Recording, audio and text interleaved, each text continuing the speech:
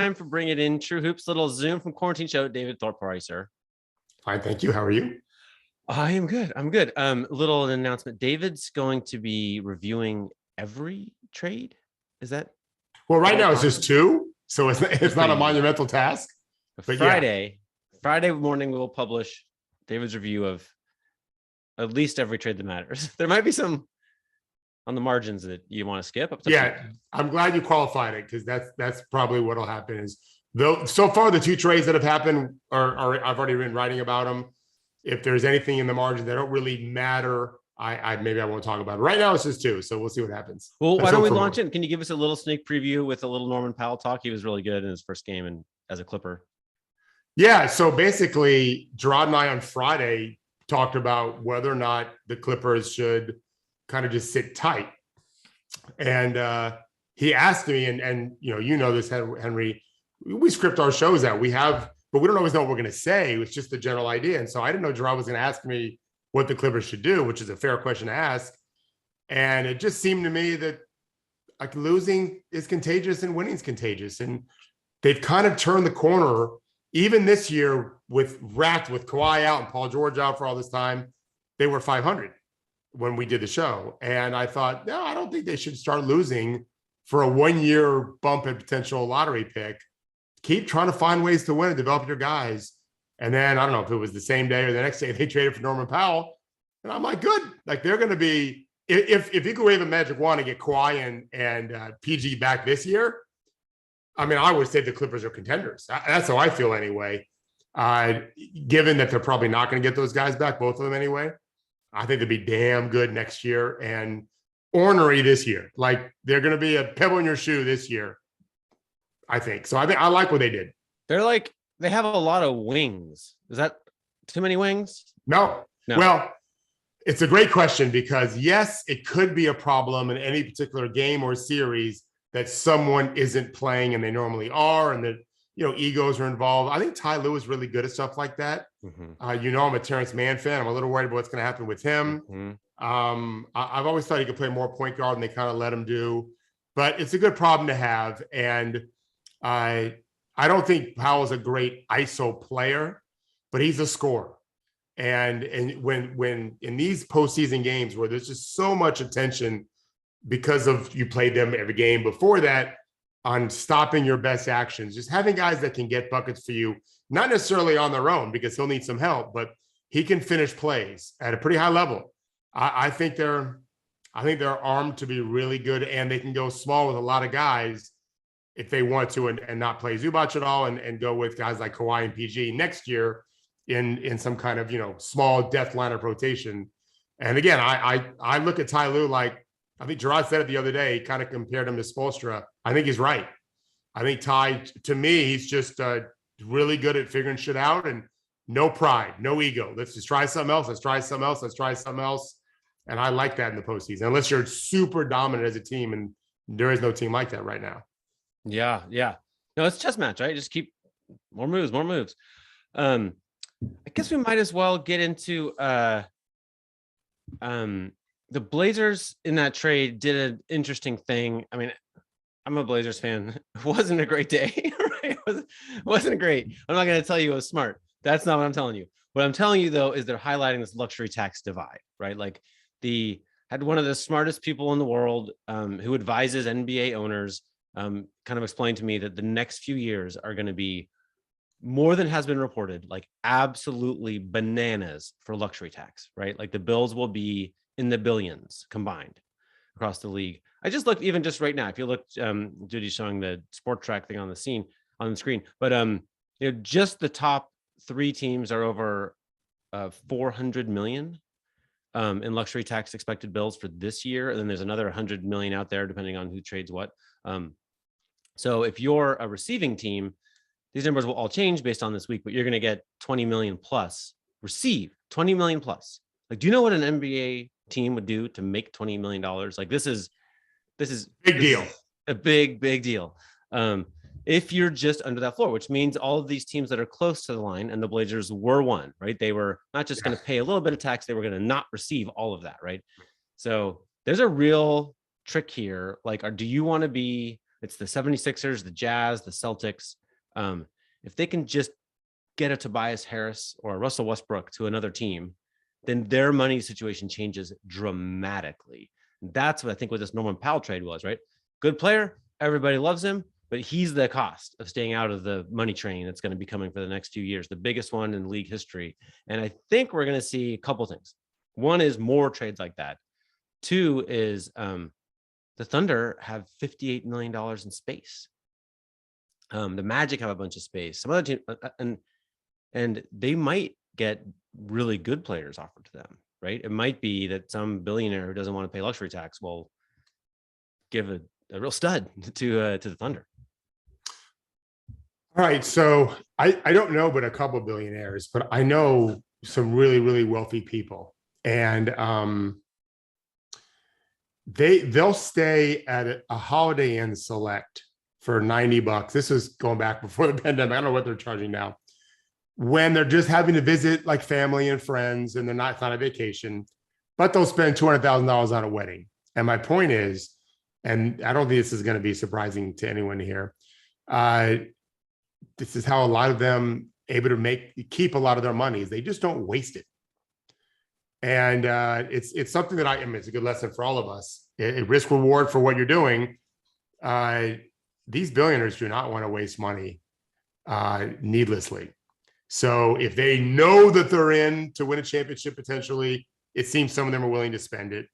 Most of them aren't. And this is a point you've been making for a long time. And so two other things real quick on that. While these teams are appreciating in value, and I think universally they clearly have been great moneymakers, that's on paper. They're money losers potentially in season. The pandemic, I think, has heightened that significantly so. And I happen to know in one particular case, I told this on the phone, of an executive who told me that if he doesn't do this trade deal, this was years ago, they're not going to be able to make payroll. And the NBA has a credit line set up for that. Prior to the pandemic, has it ever been used? I would guess probably no, to make payroll, because what owner wants to be seen as not have enough money to be able to pay his players? That's a problem, but it does exist. And so I think we're facing that. And to your great point, it's almost like on steroids times 100 with what's coming. And so now these teams that are way below are in great positions to take advantage of that, maybe like never before, Henry. Well, yeah, because the new deal is that no one's ever spent tax money like Joe Lacob was about to spend tax money, right? And like the Nets and the Lakers are going to spend, right? So there's this just, do you want to jump in the river of cash or not? Right? That's a new option. It never really happened like that before. So right. It's going to be, this is the hard cap that people dreamed of, right? That the billionaires dreamed of, right? Except it's going to be a little like the Premiership, right? Where a few teams just print money and can have all the players. But I don't think you're going to have like the Orlando Magic spending $170 million on luxury tax ever. Right. Never going to happen. But the Warriors are doing it. Henry, you should talk more about that. That is just not something people are. The comparison to the Premiership, the Premier League in England, which is the best soccer league in the world, probably domestically anyway. I just don't hear people talking about it, but I think you're right. As someone who has had an equity in that league until our team got relegated, I understand what you're saying. I think you're right. Talk more about that. Yeah, that's so good. They don't have salary caps there, right? Right. And so some teams, I think there's like 5 or 6 like super teams, right, that not only have very wealthy owners, but also have the ability to just book a game in Tokyo or Sao Paulo or wherever and just sell out the stadium. Their TV rights are valuable around the globe.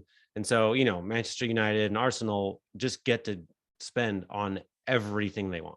Right.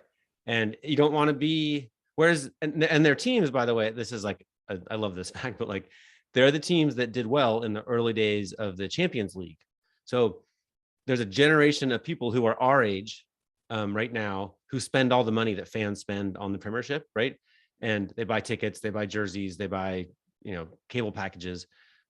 They saw Manchester United, Manchester City, etc., winning on their TVs when they were kids. So they got this idea that like, oh, those are the good brands, right? Whereas, I don't know, like Southampton, I guess, is trying to join this, right? But Southampton was not. When those kids when people who control the fan money now were young, Southampton was not important. So it's not a super team. It doesn't sell out stadiums in Tokyo. So I think the NBA is shuffling up a little bit like that, right? This was the argument for a hard cap, was like, you don't want to, you want the Orlando Magic to have a shot at being the best team and attracting the best talent, right? And soccer is the example that doesn't happen without a hard cap. But we're doing it in a weird way, right? We're kind of, we do have an effectively a hard cap for 22 teams this right now, 23 teams, something like that, right? And Joe Lacob and a few others are just like, woohoo, let's go, get everybody. That Clippers trade was exactly this, right? It was exactly, and Hollinger wrote a little line about how every team should send the Blazers a fruitcake or something like that, because because the Clippers, having Norman Powell, are paying tax on him at a much higher rate than the Blazers were going to, because the Blazers aren't very far over the cap. Right. So this is Steve Ballmer's going to pay a huge amount, and maybe he'll just lose the money, and maybe he'll make it this year. I don't know. Well, the way you put it though is, so there's an artificial hard cap that people collectively vote on. Okay, we're making this the number. But then there's the realistic one, which is what you're talking about, which is, okay, right. either they're willing to pay this or they're not. We don't have to set up any numbers. That's a personal decision that 20 plus teams are going to make. And we have this in baseball. And the Rays, who have not won a World Series, but are annually one of the better teams, at least in the last few years, and have been one of the better franchises without much money. But they have no rings. They have one World Series appearance or two World Series appearances, no rings. I think your impression here on this is how the NBA seems to go. Where is Cleveland and where's Atlanta? Because those teams have championship pedigree now in terms of, they have championship potential in the next 3 to 5 years. But do they have owners willing to spend that money? Judy, do you mind putting that Sport Track link back on the screen? And we can maybe give an intelligent answer to David's good question. Remember, David, no quizzes. Come on. It's like the one rule of the show. No, I just meant, well, we can look at this too, but so let's look for Cleveland in this list here. Ooh, looking good. They're definitely not in the tax according to this. Well, there you go. There's Cleveland at 18 and Atlanta at 16. Yeah, and they have like 4 million in room still. And so these are teams that really, so this will be, but I tell you, these are, Cleveland especially right now has become a very well-run team. Phoenix is down there, by the way, too. Oh, wow. And they're the best team in the league. Them in Golden State. It's interesting. It's all the more, we've talked about this on the show a bunch too. The competence will rise. The teams get lucky. Being lucky matters. Memphis got lucky that when they finished second in the lottery, it was the Ja Morant draft. And that Zion, Ja Morant might be number one pick frequently over the last 10 years. Not when Zion's coming out. Nor should he been, in my opinion, although obviously what's happened is different. Zion had that kind of talent. But they're also, I can't knock what Memphis has done apart from that. No, you don't apologize for good luck. Just like when a team misses a bunch of threes go in and out and you win because of it. Well, you got lucky, but so what? This is part of the game. It's the smarter teams, Henry, are going to be rewarded. The really well-managed teams who don't sign terrible players, who don't sign terrible contracts. Mm-hmm. The smart guys and women who do these kinds of things are gonna even flourish more going forward, I think.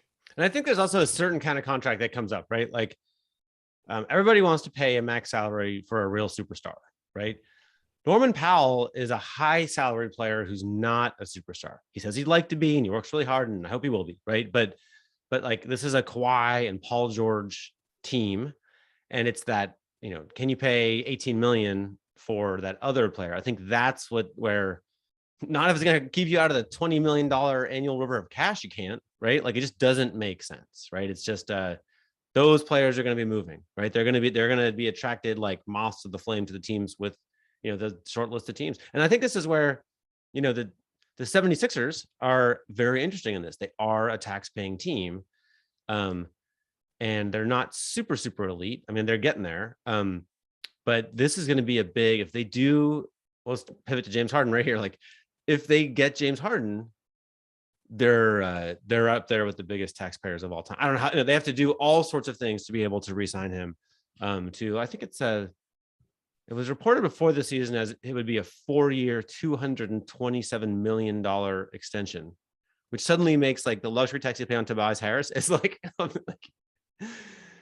oh, so many fruitcakes to send to the Sixers for that one. So I want to address one thing, and then I want to talk about the Harden stuff, Henry. Yeah. And that is this. I have projected great success for Cleveland and Atlanta, but I probably didn't do a great job of describing it. The piece wasn't about what I'm going to say now, but I need to add this, which is to say, to your point about Paul George and Kawhi Leonard, as you mentioned those names, if we think about champions, right? Think about what Giannis did. Without Giannis, and Drew Holiday was great. Chris Middleton was good, great in some stretches. Giannis was otherworldly. And before that, it was LeBron. AD was great. LeBron was otherworldly. Just go back in time. To be that level of great is a huge jump from where Darius Garland is right now, and where Trae Young is right now, and where John Collins and Jared Allen. These teams have made good decisions in acquisitions and drafting and trade deals and player development to this point. But to get to the next level is as hard as any jump you can make from being a bad player to a decent one. To go from good to great and then from great to that kind of elite is fucking hard. Do we need a name for that? What is that kind of elite? The final jump. The final jump. That final jump into, oh, this guy can control a series against the world's best team. Because if you don't, well, there are the world's best team. So now you become the world's best team in a championship. You're just, it's such few guys. And the Norman Powells of the world are important. Fred VanVleet and Kyle Lowry had to play well for the Raps to upset the injured Warriors. That's how amazing the Warriors were. But it was still, Kawhi was the easy pick for the MVP. It's just so hard to be that player. And so even more importantly, these teams, if you want to play with those big boys who can buy, in a sense, those few guys, you've got a lot more work to do. Harden, ironically, he's never been that guy in the postseason. He's always kind of flamed out. And now there's a whole big story. What do the Sixers take him? Do the Sixers not take him? I mean, yeah, just what happens there. Henry, is he worth that kind of money in the next deal, given he's already not doing so great now? I mean, I wouldn't trade for him. I'll tell you what, it's been clear to me all year that almost everything that leaks about Ben Simmons is Daryl's setting up a deal, right? He's just, he's asking a very high price, and he's expressing the idea that if you want Ben Simmons, you have to bring him everything you have. And it was kind of, sensible, some kind of poker chess thing happening. But now I feel like, because of the way the last round of leaks and reports have come, I feel like, here's the deal. Like, Harden this summer is his floor. This is the worst offer he's going to get, right? Like, I think Daryl feels like Joel Embiid and James Harden and whatever they have to do to make it work is his if he wants it this summer because of whatever he knows, right? This explains his posture to me very well. I don't know that that's the case, but I believe that to be the case. We have some little intel, we're not without some context here. And then which makes sense, right? That explains how he's behaved. And so now I feel like he thinks he can get Josh Harris to spend that money. And that's where I'm like, ooh, he'll be 33 in August, James Harden will. He's never been so amazing in the postseason, as you point out. And he's going to make like the biggest salary in NBA history if he gets this full extension, more than $60 million a year. And I wrote a story before the season started about how over the age of 31, almost nobody's elite. Like, it's just a tiny, tiny, tiny fraction of players. And I wonder if you're Josh Harris, how you feel about that. If you have a pen, write this down. You, Henry Abbott, need to talk about in your China, Russia, oligarchs, billionaires, mind that you've got going on, and all your Sherlock Holmes strings, whatever, Henry. The Josh Harris, I know, potential partnership on these rival teams as rival billionaires they have to agree ultimately to the deal. It's not the GMs; it's the owners that have to agree to do this deal with Ben Simmons, James Did you Harden. notice that in Ramona and Adrian's story? There's it says like, oh, there's been one phone call. Like Daryl called Sean one time and said this, like, but the owners talk all the time. Oh, right. Exactly. There we go. So I want you to talk about that. But on this particular thing, I'm wondering if we just assuming the 4-year, $257 million for Harden, but Daryl Morey doesn't have to compete against in a vacuum. If no one else is offering that to him, he might be able to say, we'll do a 2-year max and let's give a 2-year run at max money. And if Harden doesn't have anything that much better over 3-4 years, maybe he is willing to do it. Maybe he wants that flexibility. I mean, I'm not at all suggesting he doesn't want as much money as possible. He's allowed to want whatever he wants. He makes lots of other ways too with his other deals. But maybe Daryl I think you're right.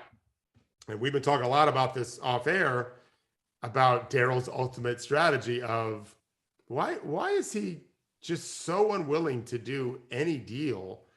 Well, it's because maybe he wants Harden this summer. Maybe he thinks that's the answer. I've got the inside game and the outside game, and I get it. And I can screw Ben Simmons over too. Oh, and I meant to tell you this earlier. I can screw another clutch client over named Tyrese Maxey. So vindictive, if that's what he's thinking. Yeah. I don't think Daryl really is. But it's true. Maxey's screwed either way. Go to Brooklyn and play behind Kyrie because you're not going to play together, or stay here and play behind James. That doesn't seem so. And I loved, as you know, I've loved him since I evaluated for the draft. So yeah, I think you're onto something that he just kind of knows the worst case scenario. I have this deal done. Yeah, and I don't think Daryl wants to do 4-year 257 either. It's not Daryl's money, right? Like, for sure. And I think that Josh Harris needs a win. He owns a sports team for the purpose of looking good, interesting. Like, he's out of a job now. You know what I mean? Like, this is what he does. And if they're a middling team, like, no good. But if they're Joel Embiid and no, they're a good team.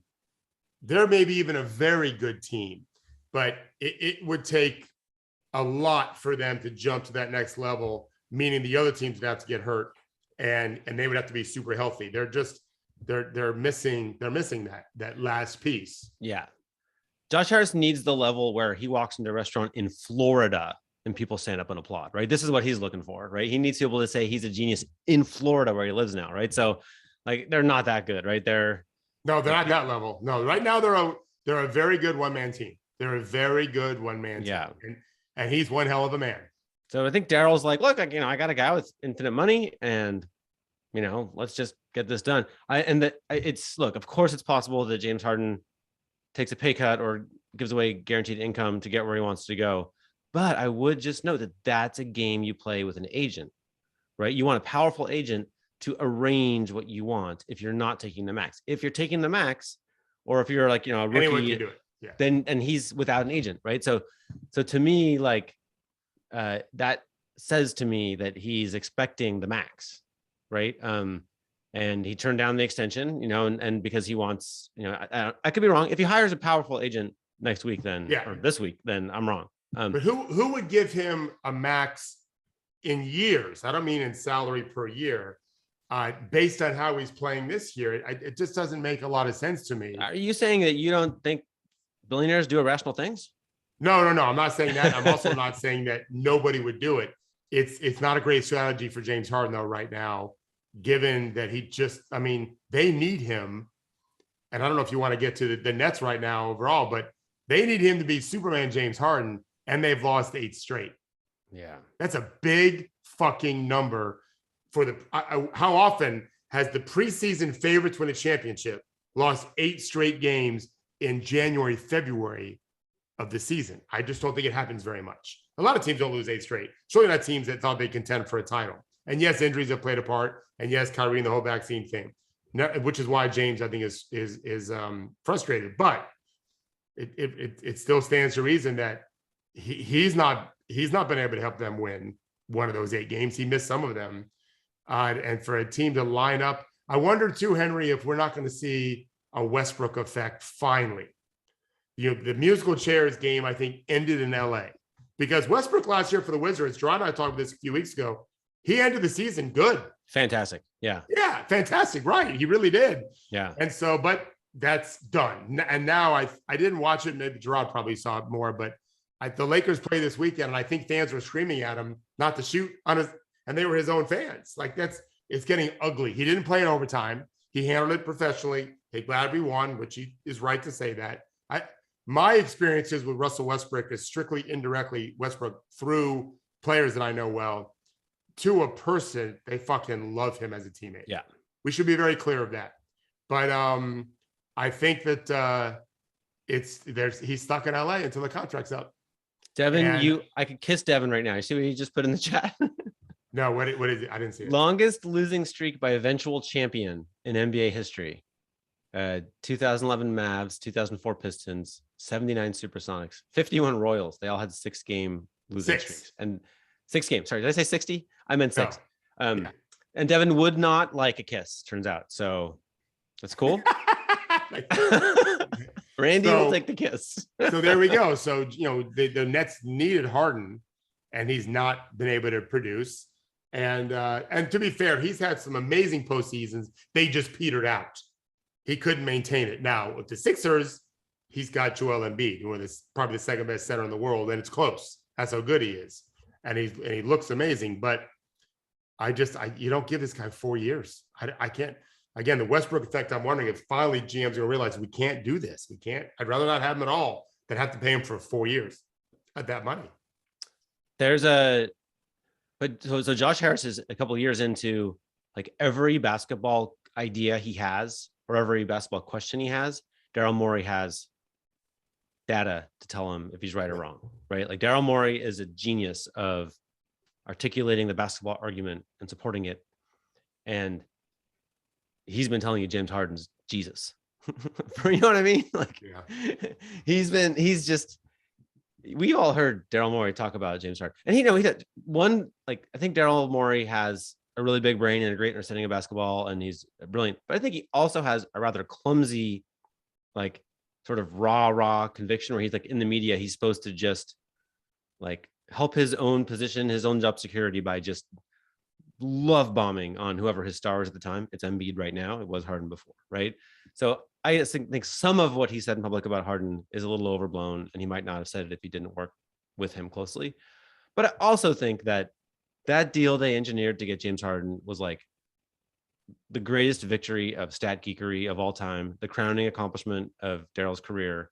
And I don't think you can be in an argument with Daryl and win saying like, I don't think he's that good. I think Daryl's just going to steamroll you on that one and somehow convince you that like, well, actually, an honest question for you, David, like this is a little bit like the Chris Paul debate, before this season when they're going to pay him for some bad years, but the Suns have a real shot at the championship this year. If the Sixers open next season with James Harden and Joel Embiid and whatever they can get to go with that, how do you see that team? Like, is that, does that have more than a 5% chance of winning a title? Well, it also depends on what other teams look like, but I would not, I mean, 5%. Yeah. But I would not make them favorites because if James Harden was doing even close to what he could do in Houston, he should be doing it now. And he has moments, for sure he has moments. And I've said to you many times, you always have moments as you're aging. They just thank you. I don't mean you personally. Yeah, you're not. Thank you. What's your name?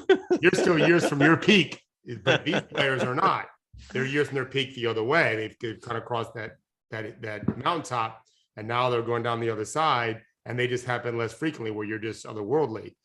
I also, the Embiid is this incredible defender too. It's so easy to get lost because his incredible offensive talent, but he's this gigantic, active, nimble man on defense. And it does help to have other guys defensively who can kind of stay in front of their guy and race to rotations and give a fuck about defense. These are all things that don't wear well for James Harden commonly. You can't post him up because that's when pride comes in.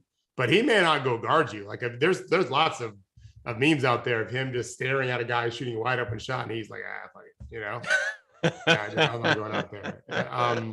Whereas young guy would never do that. So, the truth is James Harden can play his way into a trade or not. Like if he proves to be amazing and says to Brooklyn, I ain't coming back next year, you might as well trade me. He should have done that. Yeah. And they would have. But now, except for this thing about the owners and their connection, but the GMs don't like each other. They're not buddies. Because I don't know who wins the Ben Simmons James Harden trade. That's the other thing to consider. Right. Ben Simmons on the Nets with Kyrie and KD. Oh, I like that. Mm-hmm. We've liked it all year. They don't need James Harden on offense with Kyrie and KD and that brilliant passing 6'10", multi-skilled, versatile player who can be their best defender too. Mm-hmm. That's the Sixers have no choice but to trade him because he's not giving them the option. He's not coming back. Right. So they have to trade him, Yeah. Yeah. All right. So I just want to read a little as a Blazers fan. We'll leave the Blazers here in a second, but Jason Quick wrote for The Athletic, for the fan base, it's another trust us moment for the Blazers. Trust us that we did our due diligence into Billup's past. Trust us that all the recent firings, and there have been many, from the top health and performance staffer on the bench to those on the business side, were done in good faith.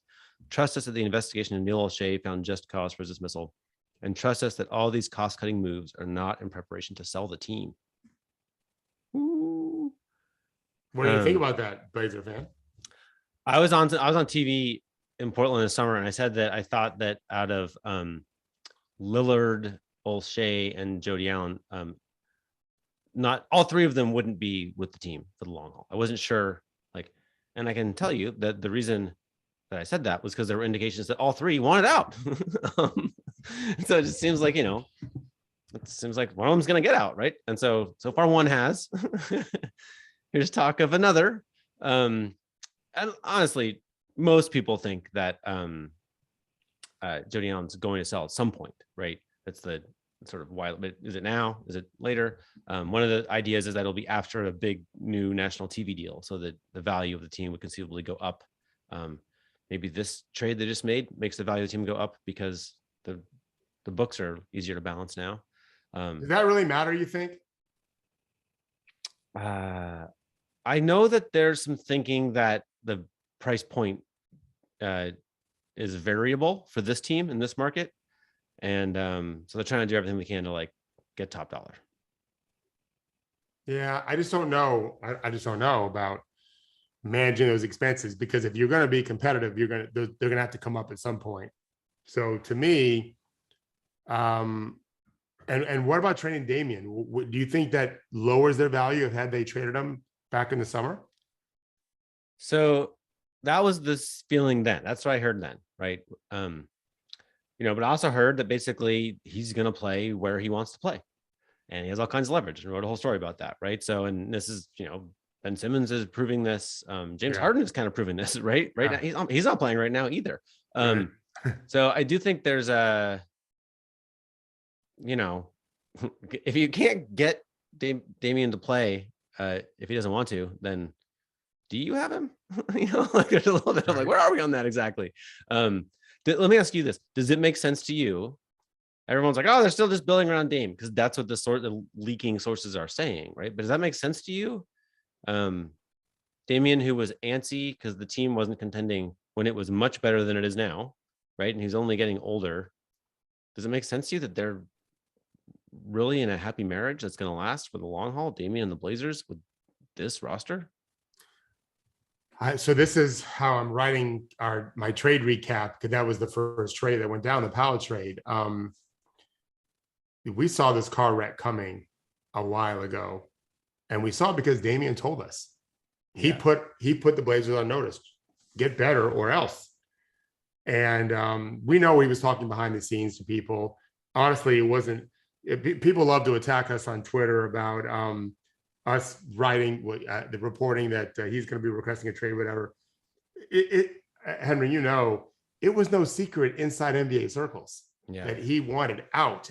And you never wrote, tell me if I'm wrong, you never wrote, he was requesting a trade to happen immediately. No player does that. They know they have to wait to get a deal done. But he could see the writing on the wall. He's allowed to change his mind by all means. No one is complaining about that one bit. If he decides, you know what, I'm just going to stick it through. But they just didn't have any of the pieces to build what he was hoping to build. And now they're dismantling it, and he's still there. This is a failure by everybody. The team fucked up. And Team Lillard fucked up. Because now, instead of being on a team like the Sixers, he's stuck on this team who's just sinking, and they're going to be sinking for a while.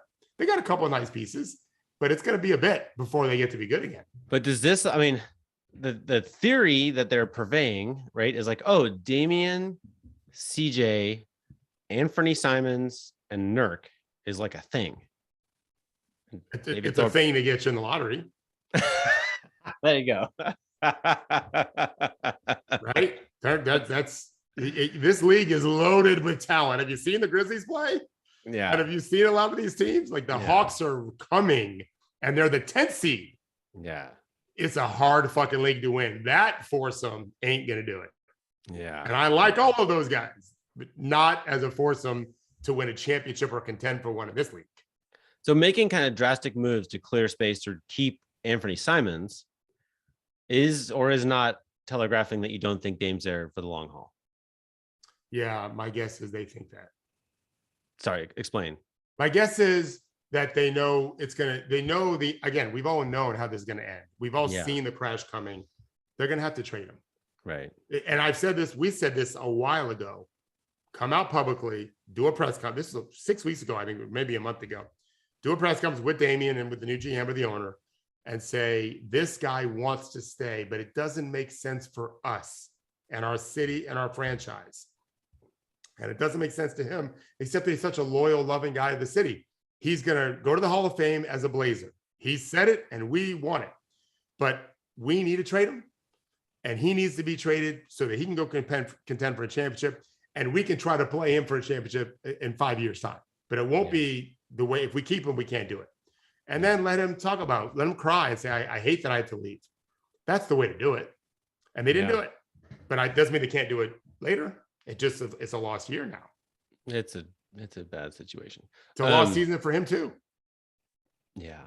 I mean, there's no way if you go back to all of this first happening prior to the Olympics, if you had told him this is how it's going to end, he would have said, oh, well, I can't let that happen. But here we are. Yeah, it's a mess. It's definitely a mess. I guess there'll be more trades. Like there's more to come, but the current state of things is wah, wah. Debbie Downer music time. Just is. The Cavaliers got Karis LeVert. You like that? I do. I know the criticism of him not being very efficient, productive, and not efficient, but let's just see how he does on this team. They need more one-on-one help, more pure scoring. Their offense is good. Their defense is elite. I think he can help it. He's got to buy into the culture. They've got to figure out how to use him. I think he's probably better. A lot of people are writing maybe second unit and then finish the game. I think it's a good idea. I think it makes them considerably better, Henry. Like, are they in the NBA Finals conversation? I mean, Atlanta reminded us of what can happen when a team gets hot and their opponent doesn't play so great. So they're like last year's Hawks. They could surprise a team and get to the finals. It's hard for me to imagine them making the finals, winning a championship, because there's some better teams. This is a great thing about the NBA, though. The Cavaliers season started with maybe they can get some contender to take on Kevin Love. Right now, it's like, oh, maybe they're that contender. Right? Yeah. Now he and LeVert can be a hell of a second unit, which I think is super valuable. So no, I think that. I mean, they're going to give luck a chance to happen. Is what I always say. They're not going to be beaten easily. They're young. They're going to make some mistakes. LeVert's got some experience, which is good. But I think he's going to make their offense better. And I think they'll defensively, he's been a decent defensive player until this year. He should be able to get back to that within their construct as a team. And I just think, I mean, the teams in the East dealing with Cleveland can't be happy about this. It's a big deal. I mean, it just is. Like, it made them better. There's like this sort of competitive spirit that is bringing the best out of. I mean, Kevin Love has every right to be sulky, not every right, but every likelihood of being kind of sulky and out of shape, right? But he looks lean and fit and smiling and yelling at the refs when that weird thing happened at the end of the game. I'm like, this is a super animated dude. Like there's something happening here which is worth fighting for, and they're fighting, and it's kind of fun to watch. He's a really good player. He is. He's always been, in my opinion, underestimated. I was watching him in Minnesota, and he was one of the best 3 or 4 players in the world. And I've said this many times. His starting 5 was great. His bench was terrible. Rick Adams was dealing with his wife dying. There was some bad, and then Flip died. All those things happened. But he was incredible. And he won a title at Cleveland, and was a good player, very good player on their team. He's been on Team USA, and he's off the bench for them. Like that's sweet. He knows how to play. He's a part of their winning. Without him, they wouldn't be as good for sure. Yeah, it's fun to watch. I'll be rooting for them in the playoffs just because it's fun to watch. Me too. Right? Me too. Yeah. Gerard, are you available to join us, sir? I think he is. There he is. Hello. How's it going, man? Good. How are you guys? Good. David's in nice weather, and I'm fine. Yeah. 60s and kind of dark and kind of damp. It's no, I know. Is it damp? Oh, nothing to write home about. It rained all weekend. I know. I'm wearing a TrueHoop jacket. Come on. I wouldn't normally wear this. That's good. It's a little cool out there. Gerard, David put in this document that we should talk about my 2 articles over the weekend about China and billionaires, and it's kind of a big topic and a little hard for me to focus. So can you help us? How do we dive in? What do you like? I cannot help because these are all gigantic, ginormous topics. I mean, look, would you take $1 billion from China? Like, that's such a loaded question, obviously, which is why you used it as the headline. Like, I mean, on its surface, sure. Like, I mean, it's $1 billion, right? Like, yeah. Who doesn't need $1 billion? But it's as I always say, when you're involving money of that kind, the next question is, okay, now what? Like, what else? Like, what comes with this $1 billion? What do I have to stomach and not say anything about? Like, what are my requirements for accepting this $1 billion from? Exactly. And kind of the setting as like I did something incredibly difficult and painful, which is I watched multiple times an entire video version of the All In podcast. It's, I think, 80 minutes long, and I'm pretty familiar with it now. I could talk you through like the 3-act structure of it. I have deep feelings about the characters involved and the nature, and every word everybody says practically on the whole show just gives me a bad feeling. And they call each other besties, which is like, if these are your best friends, you don't know the meaning of the word friends. Like, these are not your friends. But then also using besties, like the terminology of like a teenage girl on Instagram, right? It's like, what's happening here? Yeah. What are we actually talking about? Like, I've been transactional in every single thing in my life, and I'm supposed to have besties. So let me just call you assholes besties. I think what's going on there. that sounds 100% correct. As it relates to the NBA, I mean, we talk about them all the time. Like, they have no like leg to stand on here, right? It's like this sort of like league that does good things, right? They're in bed with bad people, and not just in China. I mean, just domestically here, right? Like, we talked about Broke Boy in Houston, and like, it's just these are bad dudes, and I just don't know if your coach is always about decency. If we're trying to do something and be in an environment that is decent, how do we do that in a world where we're talking about billions of dollars, and not just 1 or 2, like multiple 10s, 20s, 30s, 200 billion? That's a lot of money, and decency kind of goes out the window for a lot of people, when I'd say most people, when that amount of money is involved. Well, there's a thing happening now, it seems, where they're very competitive, right? Like, the nature of this is winning. There's a poker theme to the show, and it's called All In. And I don't think, like, we're talking about competitive. We just talked about the competitive spirit of the Cleveland Cavaliers. I don't think anyone on this show is averse to fighting to win. No, it's great. like we just get a little confused where like if you win the championship or you like the money equivalent of winning championship is becoming one of these guys, right? We think that now you can make the rules. Yes. It's like, no. This is a competitor. Like, and this is someone who like might have scrapped a little on the edges with like, exactly, the person who wins is the most likely to have like had a little edge, and then that's where like I be a fan of like a competitor in whatever field, but they're sliding into politics now, right? Like David Sachs funded the recall effort of the governor of California. Chamath Palihapitiya is like making noises about entering politics. Yeah. They're all under the wing of Peter Thiel, who's like, maybe became a Silicon Valley role model in how to control a politician, right? Like that is Peter Thiel to a T. Like masterfully entered Trump's world in a way that gave him like unbelievable influence. And so like in none of that does anybody give a shit about who governs well, right? It's just like, who can do favors for me? Who can make my vision a reality, right? And so to me, I'm like, yeah, celebrate them for making all their money because that's what maybe you're trying to do too, right? But let's not get confused with they should run everything because that's fucking scary. They should definitely not run everything.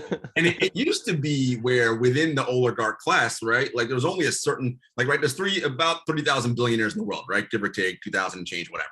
Of those 3,000, only a small segment of them are actually the ones that make all the rules for everybody, right? Like, but now it seems like, fuck, they're all like, well, wait, I'm in the billionaire class too. I can make rules. So now they all want their own piece of the pie, making the rules. And within that, they have differences about who wants what, right?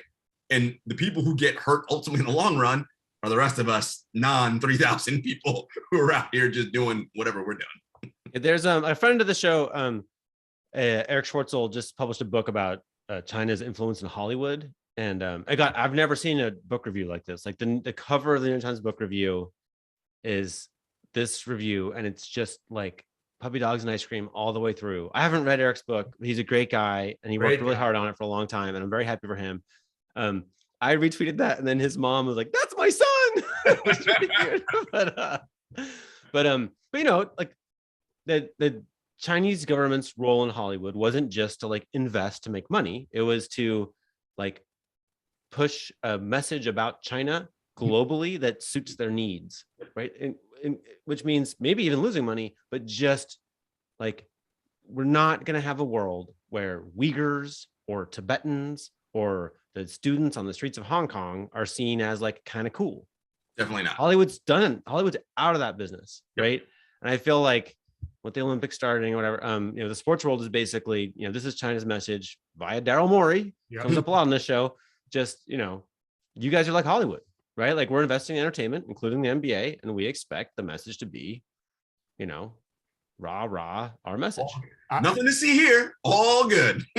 I watched Eric on CNN yesterday, and he told a story about how when he's talking to his people, his sources, he has to be very careful of what he says, or suddenly the line will be cut.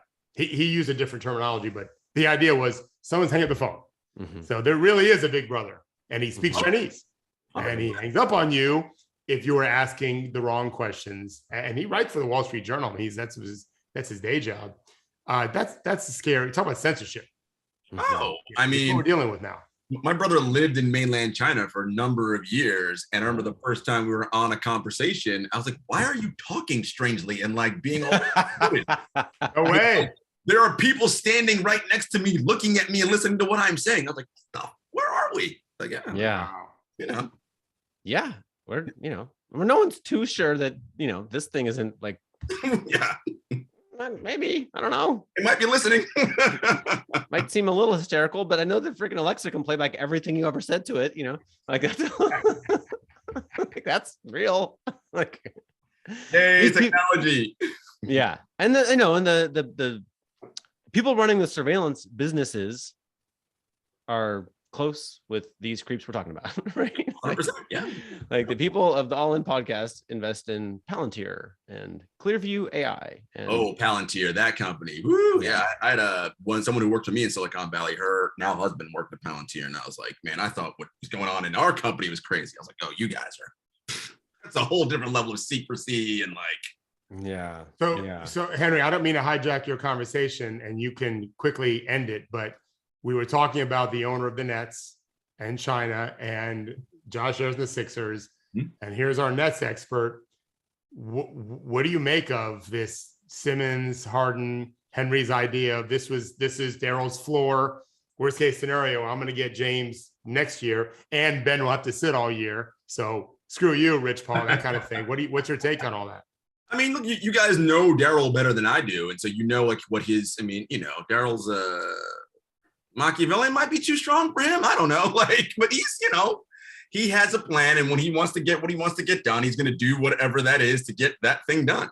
I think if you're James, from a James standpoint, I doubt that he does anything to jeopardize all the money he can make, right? So he may not move by Thursday, but he'll move in the offseason, which will be a sign and trade, right? So you can get the full maximum value, whatever. And the Nets will get back whatever they get back from Philly as a result, because the one thing Sean won't do is let him walk for nothing, right? He's like, no, we can't give this up and get nothing back. But I think he stays until he stays through the end of the season. We'll see what happens in terms of what the team does.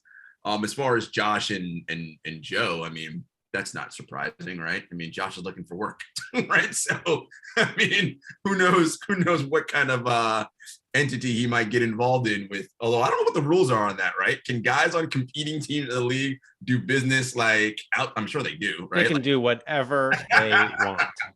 Yes. Adam Silver works for them. Joe Biden might too. You know what I mean? They can do whatever they want. So I think they stick around. You know how many tequila companies there are that are like Michael Jordan and Jeannie Buss or whatever? There's right, yeah, there's all kinds of that. They can do whatever. You're right. Yeah. I mean, they're billionaires. They do whatever anyway. Yeah, they're parking in your spot right now. Yes.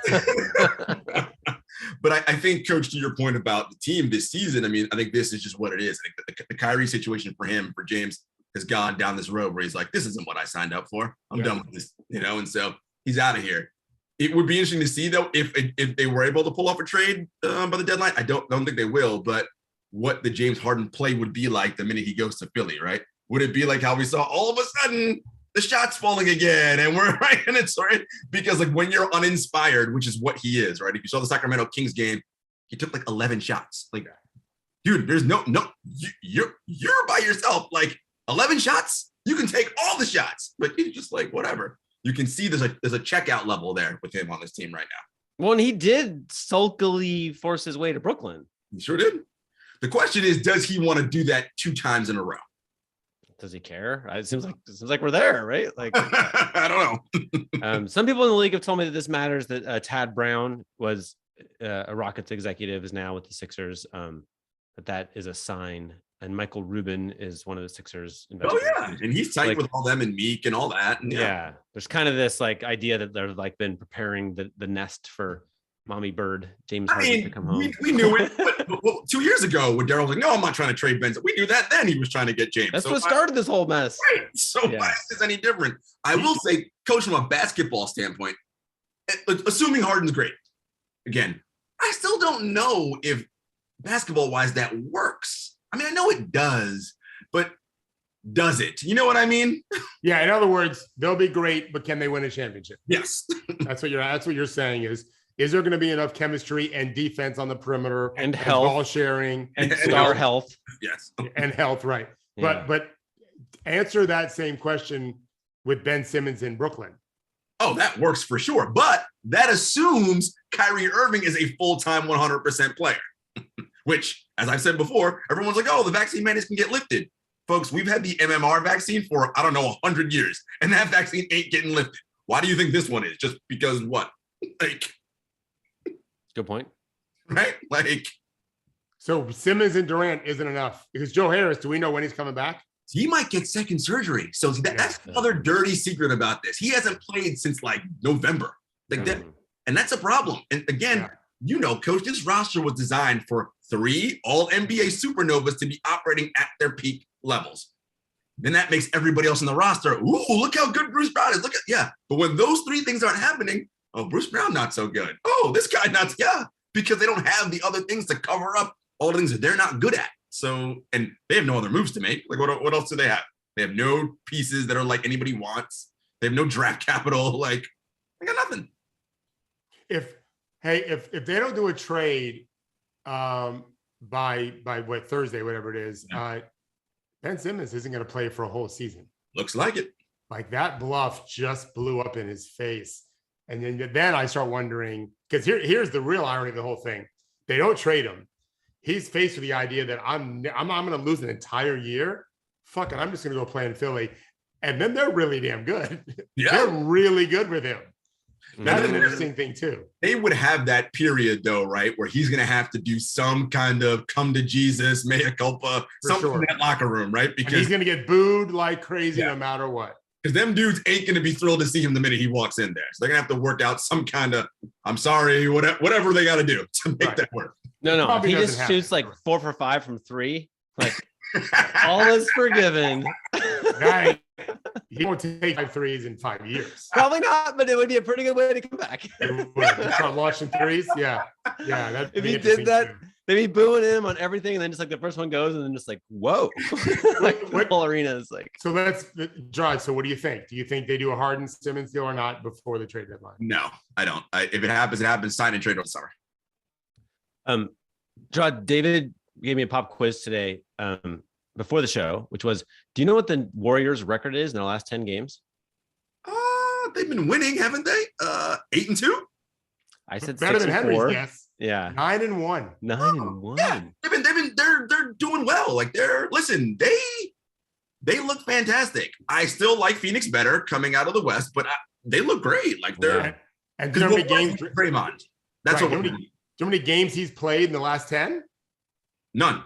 Draymond. Right, 0. And they're 9-1. Hello, come on now. That's gonna be a hell of a finals. But I know they need him, right? Oh yeah. And I don't. This thing that was like it's a calf, but it's like his back. I'm like, what? That's weird. And do you know what the Suns' record is the last 10 games? 8-2, 9-1, somewhere there. 9-1. Yeah. They're going nowhere. These are the 2 best teams in the West, like in the league here, and then it's like gap, and then now look, we got to give Milwaukee credit because when they decided they're playing, they have a player that there is no defense for in the NBA, right? Like you're gonna get and they got the Blazers on the schedule, and that helped.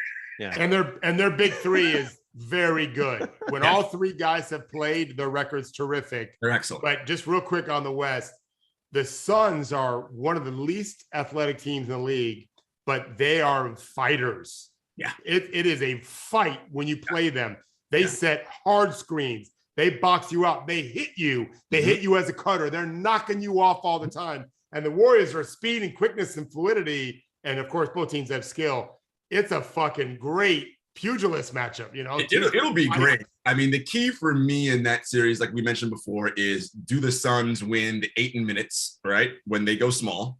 And if Devin Booker is like nuclear, like that's pretty good, right? Like I think that's good enough. And Chris Paul looks the same as he's looked for 10 years. It's extraordinary. I mean, we don't care about this. We don't, because we know it's a lottery, but I want him to win one just so he can, right? Like just so he can win one. Like he's so too good of a player to not have one on his resume. But that won't change my opinion of him. He's still amazing. He feels the same way. Yes, it does. I would love to see a Phoenix Cleveland final. Oh, so fun. That's a feel good everywhere. Adam Silver would not like to see that. No. Well, I don't know. Like, creating super teams, just like we're talking about with Arsenal. Like, no one cares that Manchester's from Manchester. They just need to be a super team, right? Like, if it establishes these 2 young, exciting teams so that the world cares about them, he might be good. Might help for the next half decade. I like 3 7-footers in Cleveland. That works. And Hollinger mentioned very, funny and slyly in his article when he talked about Cleveland going forward. Who's a free agent in a couple of years? Oh God. He didn't say LeBron James, but he is. No. It just makes me sad. That's that's not. Just let them have their thing. Come on. Let them be young and fun. Let them be the Grizzlies the Grizzlies are on the East Coast, but let them be the Grizzlies of the Eastern Conference. That'd be a hell of a finals too in a couple of years. That's like my kids have a recurring substitute teacher who's like the crabby old one who yells at everybody, like, and just makes like school no fun. Like that's LeBron returning to Cleveland in 2 years. Like, There's gonna be a Memphis Cleveland final. Oh, gotcha. All right. Thank you, Judy. Judy says in the chat, I am your kid substitute teacher. Thank you, David. Thank you, Thank you, Take care, Judy. guys. See you guys on Friday.